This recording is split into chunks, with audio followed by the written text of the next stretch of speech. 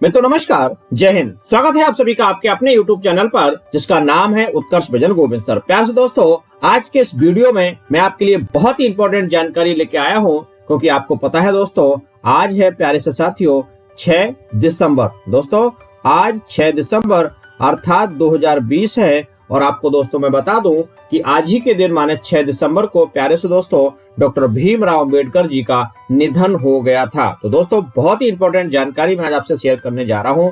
दोस्तों सच बात अगर कहें तो आज एक ऐसे व्यक्तित्व के बारे में बताने जा रहा हूं जिन्होंने अपना पूरा जीवन समाज के कल्याण के लिए, दलित वर्ग के उत्थान के लिए, और सबसे बड़ी बात दोस्तों यह है कि ऐसे व्यक्तित्व जिन्होंने पूरे विश्व में अपनी विशेष छाप छोड़ी है, तो आज हम उनके बारे में बहुत ही अच्छे तरीके से विस्तार से जानने वाले हैं। दोस्तों मैं आपको बता दूं कि आज अर्थात 6 दिसंबर 2020 को प्यारे से दोस्तों डॉक्टर भीमराव अंबेडकर जी की 64वें नंबर की 64वें नंबर की प्यारे से दोस्तों उनका महापरिनिर्वाण दिवस मनाया जा रहा है, अर्थात उनका जो निधन है उसकी वर्षगांठ मनाई जा रही है, अर्थात 64 नंबर की। ठीक है, इस बात को ध्यान रखेंगे।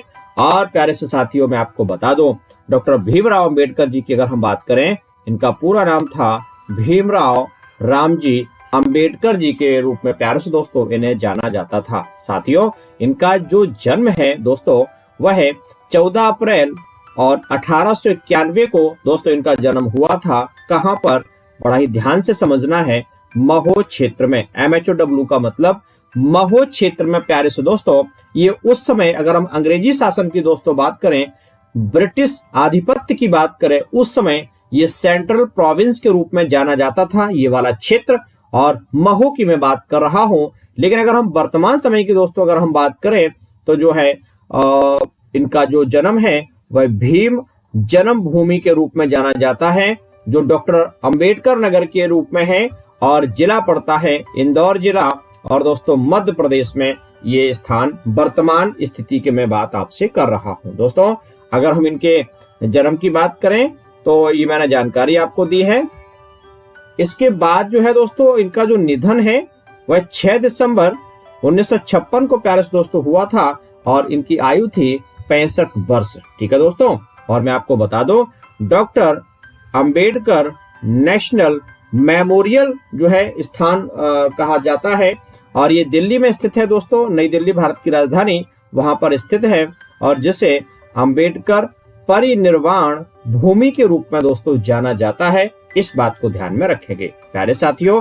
इनका जो समाधि स्थल है दोस्तों, इनका जो समाधि स्थल है वह चैत्या भूमि के रूप में जानी जाती है। नाम विशेष ध्यान रखेंगे, चैत्या भूमि के रूप में जानी जाती है, और बात कर रहे हैं मुंबई की। दोस्तों ये कहाँ? मुंबई, अर्थात प्यारे से साथियों महाराष्ट्र में स्थित है, ये बात बतानी थी। और वैसे दोस्तों एक बात बताऊं, आपको पता है कि पूरे विश्व में एक विशेष प्रकार की बड़ी ही खतरनाक बीमारी अर्थात कोविड-19 की मैं बात कर रहा हूं।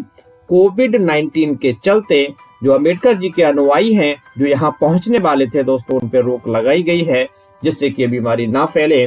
तो विश्वास मानिए, हम जहां भी हैं उन्हें श्रद्धांजलि अर्पित करें, क्योंकि समाज के उत्थान के लिए दोस्तों उन्होंने अपना पूरा जीवन जो है वो लगा दिया था। मैं बात कर रहा हूँ डॉक्टर भीमराव अंबेडकर जी की। दोस्तों आगे की बात करें तो मैं आपको साथियों बता दूं, आप जो है राज्यसभा के सदस्य रहे थे। दोस्तों आपको पता होगा पार्लियामेंट संसद का उच्च सदन कहा जाता है राज्यसभा, और राज्यसभा को ही हम प्यारे साथियों स्थायी सदन के रूप में भी जानते हैं। प्यारे साथियों अंबेडकर जी का जो कार्यकाल है वह है 3 अप्रैल 1952 से लेकर के 6 दिसंबर 1956 तक का उनका कार्यकाल था राज्यसभा। और आपको पता है कि ये तो तिथि उनके निधन की ही है।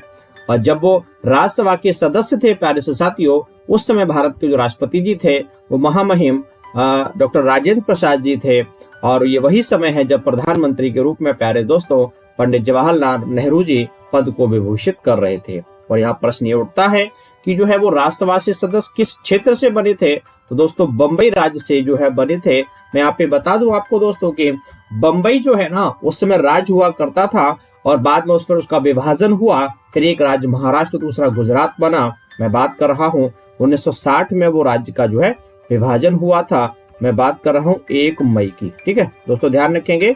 तो बंबई राज्य से जो है आप राज्यसभा के सदस्य बने थे। बढ़ते हैं आगे।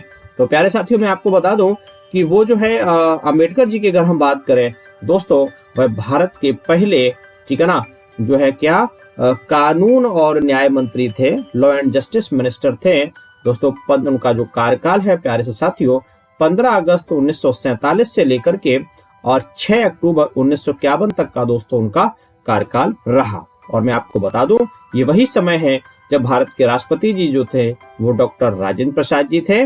और दोस्तों मैं आपको बता दूं कि जब आजादी की अगर हम बात करें 15 अगस्त 1947 के पे हमें भारत को आजादी मिली थी, और उसके कुछ समय तक जो है आपके गवर्नर जनरल माने अंग्रेजी आधिपत्य की अगर हम बात करें, सबसे बड़ा जो अधिकारी हुआ करता था वह गवर्नर जनरल माने लॉर्ड माउंटबेटन की मैं बात कर रहा हूं दोस्तों।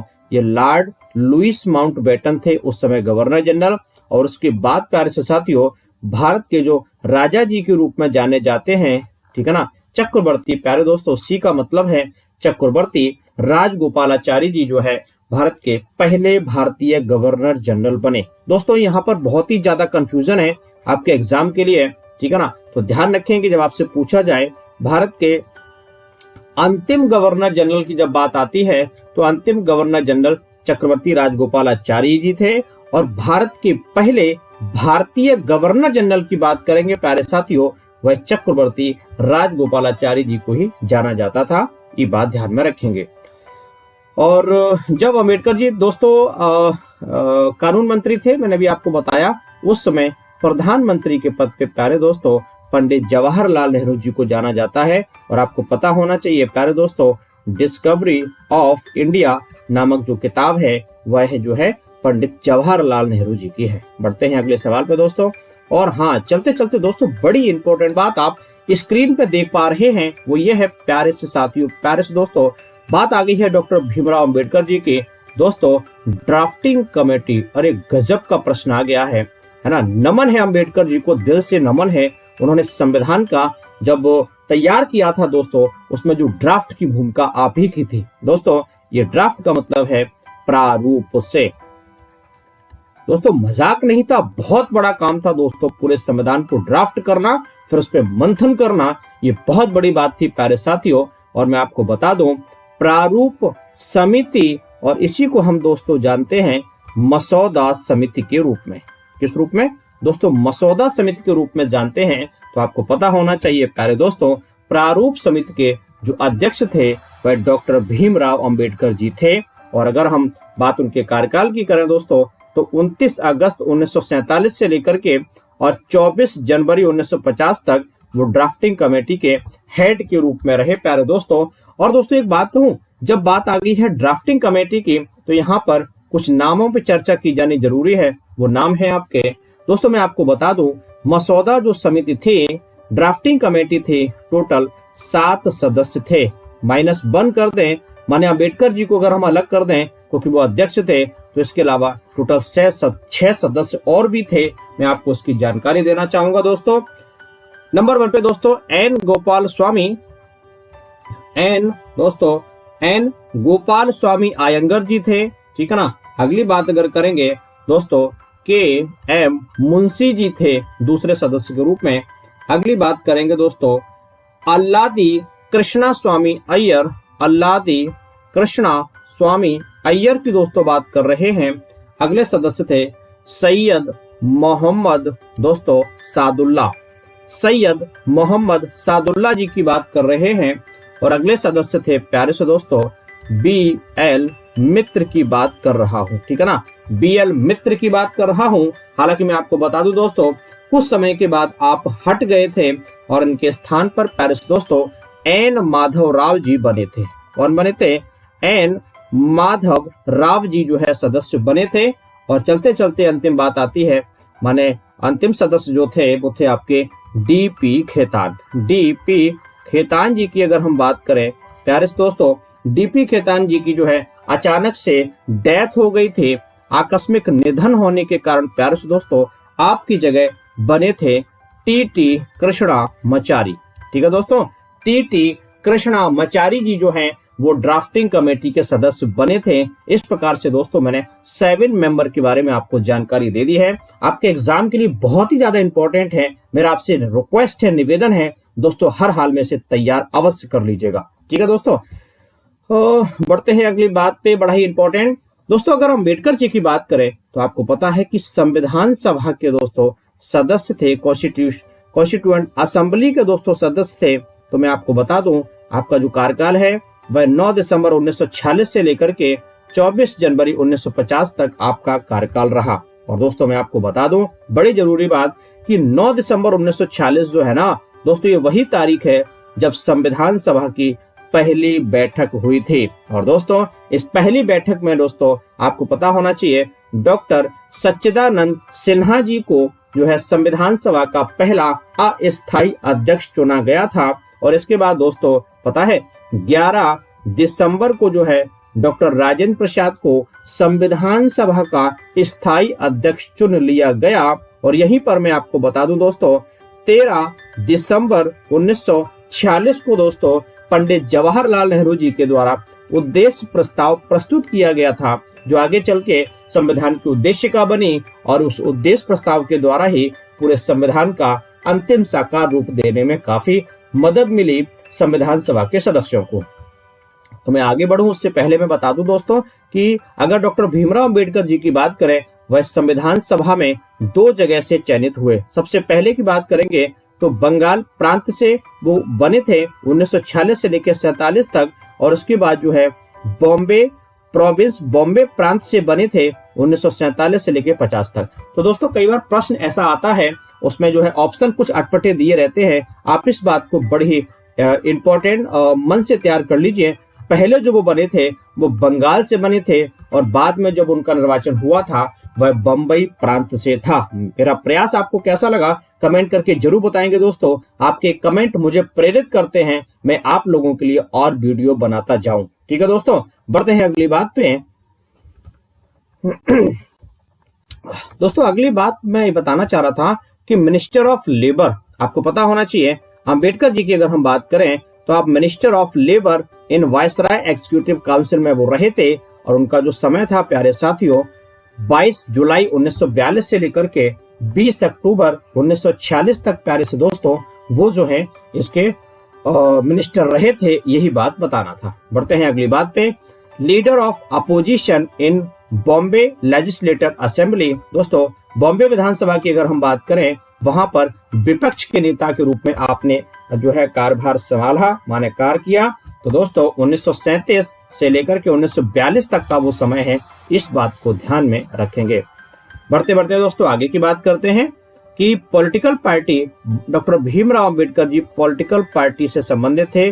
उन्होंने जो संगठन बनाए थे, पहला इंडिपेंडेंट लेबर पार्टी की बात कर रहे हैं, और दूसरा संगठन है शेड्यूल्ड कास्ट फेडरेशन। ये 2 संगठन बनाने में उनकी महत्वपूर्ण भूमिका रही। और दोस्तों अद्भुत विलक्षण प्रतिभा के धनी थे डॉक्टर भीमराव अंबेडकर जी। और यहीं पे मैं आपको बता दूं दोस्तों, आप जो है रिपब्लिकन पार्टी ऑफ इंडिया से भी संबद्ध रहे, ये बात मैं आपको बताना चाह रहा था। और आपको मैंने अभी जस्ट बताया दोस्तों कि ड्राफ्टिंग कॉन्स्टिट्यूशन ऑफ इंडिया आपको क्यों जाना जाता है, बड़ी इंपॉर्टेंट बात बता रहा हूँ। संविधान को ड्राफ्ट करने में महत्वपूर्ण भूमिका निभाई, और दलितों के अधिकारों को देने से संबंधित उन्होंने आंदोलन चलाए, और दलित बुद्धिस्ट मूवमेंट उनके द्वारा जो है चलाया गया, इसलिए बड़े फेमस रहे, ये बात बताना था। और दोस्तों मैं आपको बता दूं, हालांकि निधन उनका 1956 में हुआ था। और आपको बता दूं कि 1990 में प्यारे से दोस्तों मरणोपरांत, पोस्टह्यूमसली दोस्तों मरणोपरांत उन्हें भारत रत्न, सबसे बड़ा जो भारत का नागरिक सम्मान है, उससे उन्हें सम्मानित किया गया। ये विशेष बात बतानी थी। और दोस्तों मैं आपको बता दूं, एक बड़ा ही इंपॉर्टेंट क्वेश्चन आपके एग्जाम के लिए दोस्तों पूछा जाता है कि भारत रत्न में मिलने वाली धनराशि कितनी है। मैं आपको स्पष्ट कर दूं दोस्तों, भारत रत्न में कोई भी धनराशि नहीं दी जाती है, इस बात को ध्यान में रखेंगे। दोस्तों बात आ गई है डॉक्टर भीमराव अंबेडकर जी की, तो मैं आपको स्पष्ट कर दूं कि दोस्तों उन्हें जो है बाबा साहेब के रूप में जाना जाता है। दोस्तों उन्हें भीम के रूप में भी जाना जाता था, इस बात को दोस्तों ध्यान रखेंगे। और प्यारे साथियों मैं आगे बढ़ूं उससे पहले मैं आपको स्पष्ट कर दूं दोस्तों, मैंने आप लोगों के लिए एक बहुत ही महत्वपूर्ण वेबसाइट बनाई है, जो सीधे तौर पे सामान्य अध्ययन को आसान बनाने की दिशा में किया गया प्रयास है। प्यारे साथियों utkarshvision.blogspot.com को दोस्तों जब आप गूगल पे टाइप करोगे आपको बड़ी आसानी से वेबसाइट मिल जाएगी। और मैं आपको बता दूं दोस्तों कि इस वीडियो के डिस्क्रिप्शन में मैंने इस वेबसाइट की लिंक दे दी है, आप प्लीज जरूर विजिट करिएगा और सामान्य अध्ययन के लिए बहुत ही अच्छी जानकारी आपको मिलेगी। और दोस्तों मैं आपको बता दूं उत्कर्ष विजन जो है वह उपलब्ध है टेलीग्राम, इंस्टाग्राम, फेसबुक। दोस्तों फेसबुक पे अगर हम बात करें, फेसबुक पेज बनाया है और फेसबुक मैंने ग्रुप भी बनाया है। आप उत्कर्ष विजन जब सर्च करोगे आपको बड़ी ही आसानी से मिल जाएगा।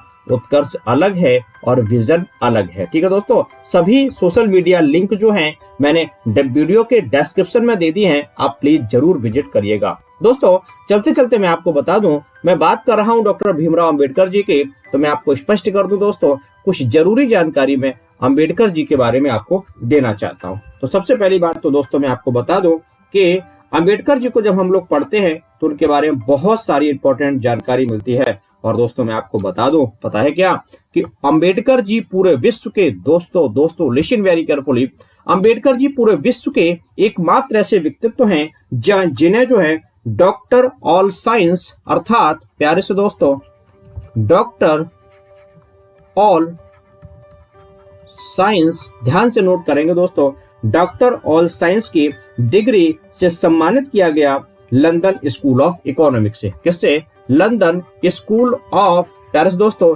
इकोनॉमिक्स के द्वारा सम्मानित किया गया है। और ये एकमात्र ऐसे व्यक्तित्व हैं पूरे विश्व में जिन्हें इस प्रकार से सम्मानित किया गया। वैसे दोस्तों एक बात बताऊं आपको, अंबेडकर जी दोस्तों 9 लैंग्वेज माने 9 भाषाओं के अच्छे जानकार थे। और आपको बता दें दोस्तों उन्हें मास्टर्स हासिल थे, वो मास्टर्स किए हुए थे आपके 64 सब्जेक्ट में। ये बहुत ही विशेष बात है, माने 64 विषय में उन्होंने मास्टरी करी थी, ये विशेष बात है।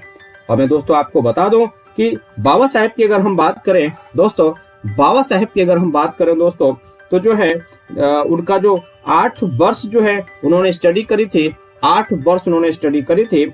और उसमें से 2 वर्ष 3 महीने जो है दोस्तों 2 वर्ष 3 महीने की जो उनकी स्टडी है वो लंदन स्कूल ऑफ इकोनॉमिक्स में रही, इस बात को ध्यान में रखेंगे। और आपको दोस्तों बता दो बड़े ही उन्होंने जो है, अगर हम अंबेडकर जी की बात करेंगे दोस्तों 1956 में उन्होंने बौद्ध धर्म को स्वीकार कर लिया था। दोस्तों 1956 में उन्होंने बौद्ध धर्म को स्वीकार कर लिया था। और वैसे मैं आपको एक बात बता दूं प्यारे साथियों, अंबेडकर जी एकमात्र पूरे ऐसे व्यक्तित्व है पूरे विश्व में जिनकी सबसे ज्यादा पता है स्टैच्यू हैं, माने उनकी जो मूर्तियां हैं पूरे विश्व में सबसे ज्यादा एक व्यक्तित्व की अगर हम बात करें वह डॉक्टर भीमराव अंबेडकर जी की है। और वैसे मैं आपको एक बात बताऊं दोस्तों, सबसे इंपॉर्टेंट बात यह है कि डॉक्टर भीमराव अंबेडकर जी की जो पहली मूर्ति बनी थी प्यारे दोस्तों वह 1950 में दोस्तों कोल्हापुर में बनी थी, कोल्हापुर में बनी थी। जब वो अलाइव थे, जब वो जिंदा थे प्यारे दोस्तों, तब उनके रहते उनकी सबसे जो है पहली मूर्ति स्थापित हुई थी। कहां पर? मैं बात कर रहा हूं कोल्हापुर की। और दोस्तों एक बात कहूं, हमारा जो तिरंगा झंडा है, अगर हम तिरंगे झंडे की बात करें, ये तिरंगा झंडा आपको पता है कि तिरंगे झंडे में जो बीच में ये चक्र होता है, ये चक्र जो होता है वो उसके सीधा श्रेय अंबेडकर जी को ही दोस्तों जाता है। ये ध्यान रखेगा, उनके प्रयासों से ही, अंबेडकर जी के प्रयासों से ये जो तिरंगा झंडा है उसमें चक्र की बात लागू होती है। और दोस्तों जब तिरंगे की बात आ गई है तो लंबाई और चौड़ाई का जो अनुपात है वह कितना है? 3:2 है। और चौड़ाई लंबाई का अनुपात जो है वह 2:3 है। ये आपके एग्जाम के लिए बड़ा ही इंपॉर्टेंट है, यही बात मैं आपको बताना चाह रहा था। तो प्यारे दोस्तों अंबेडकर जी से संबंधित एक बहुत ही महत्वपूर्ण वीडियो मैंने कुछ इंपॉर्टेंट फैक्ट के साथ मैंने आपको दिए हैं। मेरा प्रयास आपको कैसा लगा प्लीज जरूर बताइएगा। मिलते हैं किसी नेक्स्ट वीडियो में। अपना प्यार स्नेह बनाए रखें। और अभी तक आपने हमारे YouTube चैनल उत्कर्ष विजन को सब्सक्राइब नहीं किया है दोस्तों, प्लीज सब्सक्राइब कर लीजिएगा, जिससे कि एक मोटिवेशन मिलता है और आपके कमेंट का दोस्तों मुझे इंतजार रहेगा। Thank you. जय हिंद।